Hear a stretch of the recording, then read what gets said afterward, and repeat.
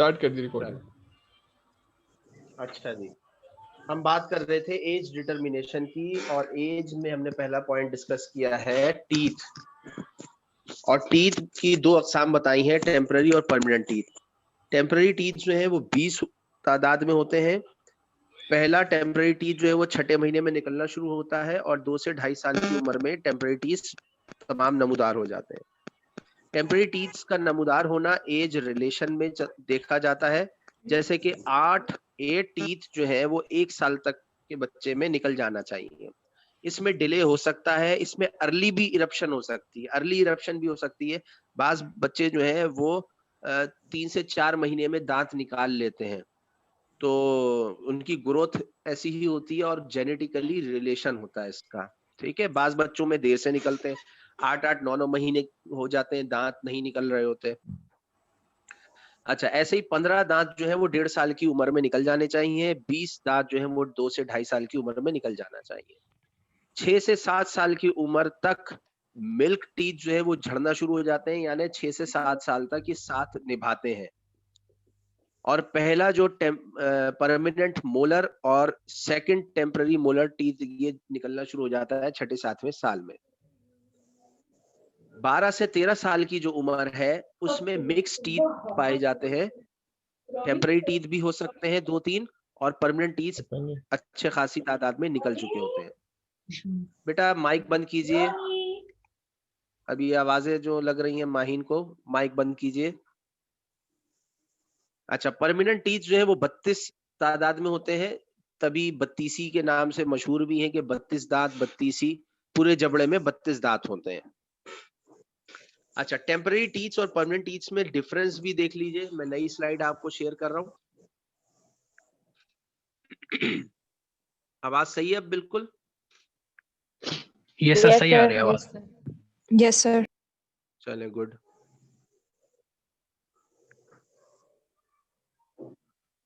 अच्छा जी, ये स्लाइड देखिए, इसमें टेम्पररी टीथ्स और परमानेंट टीथ का डिफरेंस है। टेम्पररी टीथ चूंकि वक्ती तौर पर होते हैं और ये कमजोर होते हैं, लिहाजा they are small, narrow, light weighted and delicate. ठीक है, इस छोटे होते हैं, नैरो होते हैं, हल्के होते हैं वजन में और नाजुक होते हैं।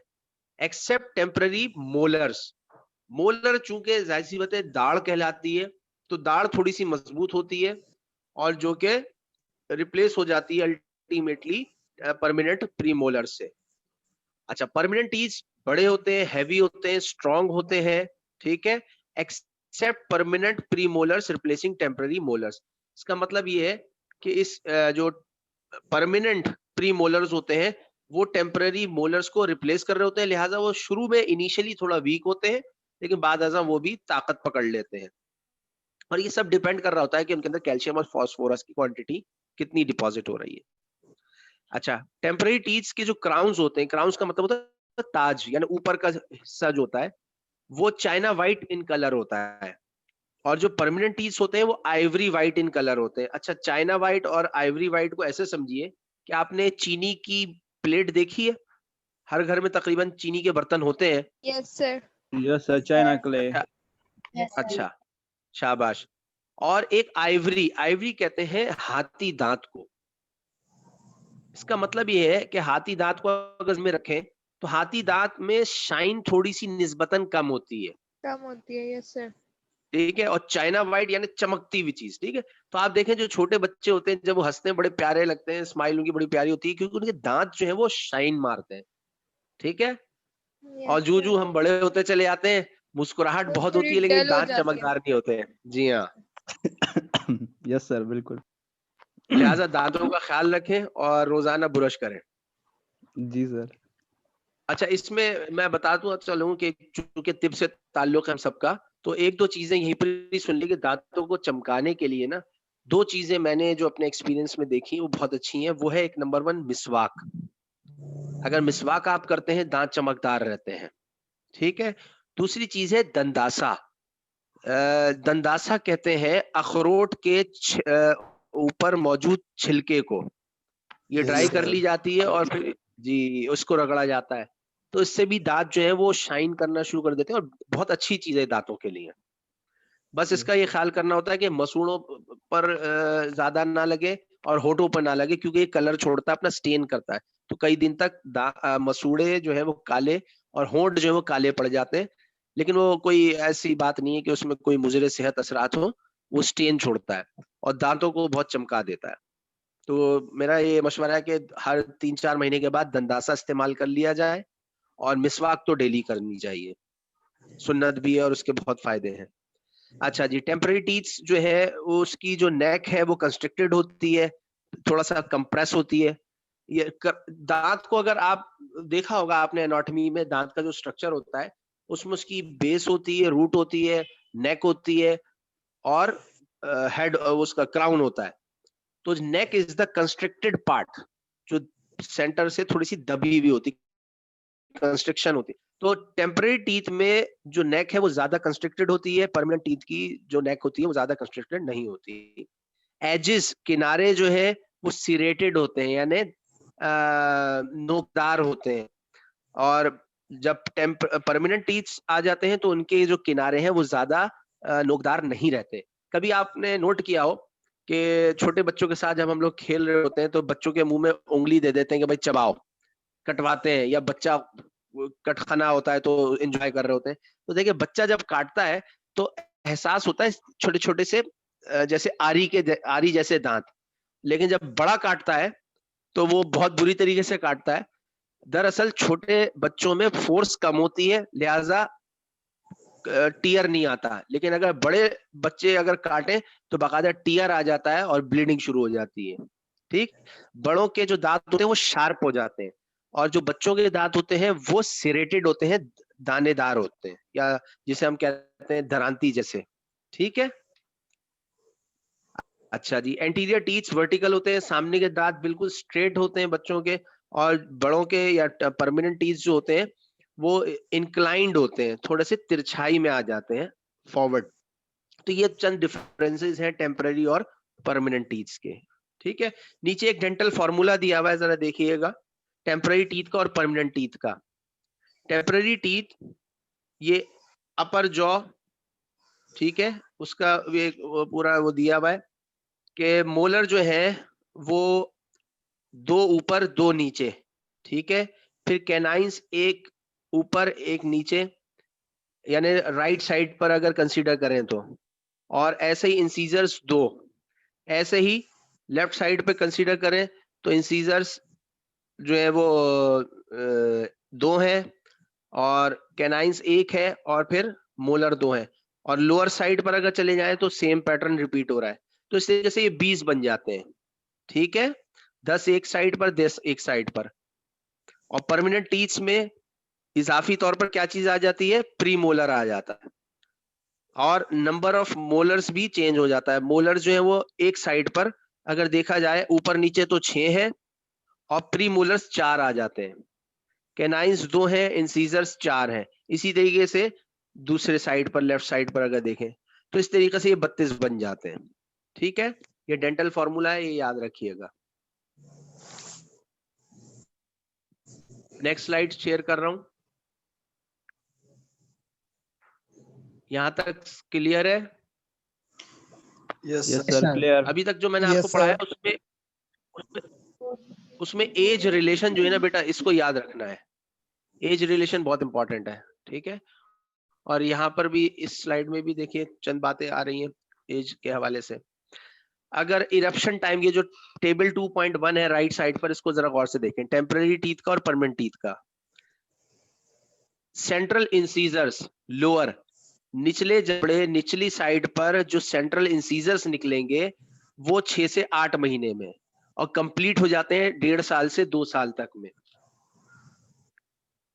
ठीक है, इसी तरीके से सेंट्रल इंसीजर्स अपर, ये 7 से 9 महीने में निकलते हैं और 1.5 से 2 साल तक में कंप्लीट हो जाते हैं। लेटरल इंसीजर्स अपर जो है 7 से 9 महीने में निकलना शुरू होते हैं और 1.5 से 2 साल, 1.5 से 2 साल तकरीबन ये कंप्लीशन टाइम है। लेकिन जो इरप्शन टाइम है ना, ये बेटा ये नोट रखिएगा, ये कहीं ना कहीं आपसे पूछा जाता है, ये बड़ी इंपॉर्टेंट चीज होती है। ठीक है, फिर लेटरल इंसीजर्स है 10 से 12 महीने में, और इरप्शन टाइम भी वही है उसका 1.5 से 2 साल। फर्स्ट मोलर, इसको जरा गौर से सुनिएगा, फर्स्ट मोलर 12 से 14वें महीने में, यानी 1 साल ये निकलता है। ये जो फर्स्ट बर्थडे होती है ना, पहली सालगिरह, इसकी इंपॉर्टेंस याद रखिएगा कि इस पर जो है फर्स्ट मोलर निकलना चाहिए, ठीक है। और मिठाइयां बढ़ती हैं, खुशखबरी होती है, हाँ भाई मुबारक हो, एक दूसरे को मुबारकबाद देते हैं ये। और इसकी कंप्लीशन जो है, कंप्लीशन टाइम, इरप्शन टाइम जो 2 से 2.5 साल है। कैनाइंस जो है 17 से 18 महीने में। अब ये बच्चा जो है वो कैनाइंस होल्डर हो गया है, ठीक है। अब ये चीजों को ग्रिप कर सकता है, टीयर सकता है। 2.5 से 3 साल तक की उम्र तक ये इरप्ट हो जाते हैं। और सेकंड मोलर जो है वो 20 से 30 महीने, यानी तकरीबन 1.5 साल के बाद, और ये 3 साल तक कंप्लीशन हो जाती है इसकी। ये टेम्पररी टीथ्स का ये टाइम वो है, सीक्वेंस है, ठीक। इसीलिए पर टीथ्स का देख लीजिए, फर्स्ट मोलर जो है 6 से 7 साल में निकल रहा है, 9 से 10 साल तक में ये कंप्लीट हो जाता है। सेंट्रल इंसीजर जो 6 से 8 साल, और वही 10 साल इसकी कंप्लीशन टाइम है। लिटिल इंसीजर 8 से 9 साल में निकलना शुरू होंगे, 11वें साल में जाकर ये कंप्लीट होंगे। फर्स्ट बाइक का, जिसे पहला प्री मोलर भी कहा जाता है, 9 से 11वें साल में निकलना शुरू होता है, 12 से 13 साल में कंप्लीट हो जाता है। सेकंड कस्प जो है 10 से 12 में निकलना शुरू होता है, 13 से 14 साल तक कंप्लीट हो जाता है। कैनाइंस जो है 11 से 12 साल में निकलना शुरू होते हैं, 13 से 15 साल में कंप्लीट हो जाते हैं। सेकंड मोलर जो है 12 से 14 साल में निकलना शुरू होता है और 14 से 16 साल तक में कंप्लीट हो जाता है।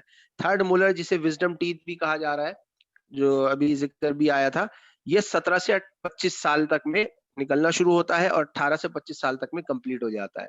अच्छा, इसमें डिले भी हो सकता है। ये जो थर्ड मोलर है, जिसे विजडम टीथ कहा जाता है, ये बाज औक़ात बहुत देर से निकलता है, 30 साल तक भी जो है वो वेट करना पड़ता है, ठीक है। और बाज मर्तबा इसको फिर सर्जिकल इंसिजन देकर स्पेस दे देते हैं, निकल आता है। असल में मसूड़े जो है वो सख्त हुए हुए होते हैं। और अच्छा, इसमें थोड़ी सी 1-2 टिप्स बता दूं आपको। इसमें ये कहा जाता है टिप के हवाले से कि जिनकी अकल दाढ़, असल में ये अकल नहीं है, ये लफ्ज है अकब, आइन काफ बे, अकब। अकब कहते हैं पीछे को, ठीक है, लेकिन इसको अकल से जोड़ दिया गया है आम लेमैन लैंग्वेज में। अच्छा, जब अकब दाढ़ नहीं निकल रही होती तो तिब्बे यूनानी में छालिया खाने का मशवरा दिया जाता है। वैसे छालिया बहसियत तबीब मैं कभी एडवाइस नहीं करूंगा कि उसके नुकसानात ज्यादा हैं, फायदे कम है। अच्छा, आपको पता है कि छालिया का एक इफेक्ट है, वो है कोरोसिव, ठीक है। बेटा इस माइक बंद कीजिए, माइक, शहाबुद्दीन माइक बंद करें, थैंक यू। अच्छा, ये जो अकब दाढ़ है, इसको थोड़ा सा सॉफ्ट करने के लिए जो है ना, वो छालिया का दाना जो है वो चबाने के लिए मशवरा दिया जाता है। उससे क्या होता है कि मसूड़ा जो है वो थोड़ा सा नरम पड़ता रहता है, और फिर जो है वो उसको आसानी से बाहर निकलने का मौका मिल जाता है दाढ़ को। अगर फिर भी ना हो तो डेंटल सर्जन से राब्ता करें और वो फिर सर्जरी करके इसको निकालेगा। बाज मर्तबा ये टेढ़ी निकल रही होती है तो ये पूरी की पूरी निकलवाना ही इसको फायदेमंद रहता है, वरना ये एब्सेस और इन्फेक्शन करती है और दूसरे दाढ़ों को खराब करती है, मसूड़े खराब हो जाते हैं, दांत खराब हो जाते हैं। ठीक है भाई, यहाँ तक बात क्लियर हुई? यस सर, लेकिन सर इसमें जो दर्द होता है उसके हवाले से कुछ बता दें। पेन जो होता है, देखो पेन तो डेफिनेटली होता है, और चूंकि मसूड़ा जो है, देखिए अब आप खुद सोचिए ना, ये 17 से 25 साल तक की उम्र में निकलना शुरू हो रही है, ये एवरेज टाइम है। इस उम्र में आप समझते हैं कि ना टिश्यूज जो है वो सख्त हो जाते हैं। देखिए, जितना बच्चा छोटा होता है उसके तमाम टिश्यूज जो है वो सॉफ्ट होते हैं। अब टिश्यूज हार्ड होना शुरू हो जाते हैं, और जब हार्ड टिश्यू आया हुआ और नीचे से हड्डी निकल, बोन क्या है, टीथ क्या है, हड्डी है ना, ये निकलना चाहती है बाहर। अब इसको हिंड्रेंस आती है तो पेन तो होगा ना, सॉफ्ट टिश्यू में भी पेन होगा और टीथ में भी पेन होगा, क्योंकि टीथ जो है वो पेन इनसेंसिटिव नहीं होता है, टीथ जो है वो पेन सेंसिटिव होता है, ठीक है, उसमें नर्व एंडिंग्स होती हैं उसके रूट में। तो भाई पेन किलर का ही सहारा लिया जाता है। और शदीद हालातों में, क्योंकि विजडम टीथ बाज मतलब बहुत पेन करती है, बहुत पेन करती है, तो फिर जो है local anaesthesia, anaesthetic gels, creams, इनका सहारा लिया जाता है। और एलोपैथिक में जैसे